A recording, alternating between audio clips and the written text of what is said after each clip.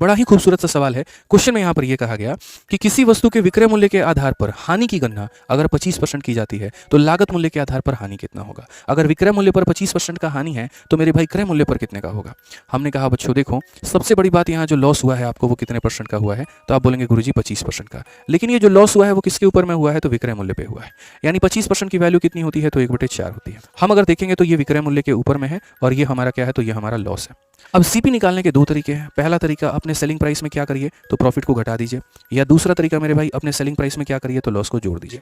समझ में आ रहा है बात यहाँ पे। तो इतने में आपने बेचा, इतने का नुकसान हुआ है, तो इसका मतलब सेलिंग प्राइस आपका सीपी कितने का होगा, सेलिंग में लॉस को जोड़ दो, 4 में 1 को जोड़ दो, यानी 5 में आपने खरीदा। अब अगर आप चाहते हैं कि सर आपको लॉस परसेंट मिले तो वो भी आपको क्रय मूल्य के ऊपर में, तो ये देखिए आपको नुकसान कितने का हुआ है, 1 का हुआ है, कितने के ऊपर में हुआ है, तो 5 के ऊपर में हुआ है, और इंटू कितना करेंगे दोस्त यहाँ पर, तो 100%। सो बेसिकली हमारा कितना आंसर आएगा, तो 20%। ऑप्शन नंबर बी पर क्या हो जाएगा, बाहुबली, बिल्कुल हमारा सही उत्तर।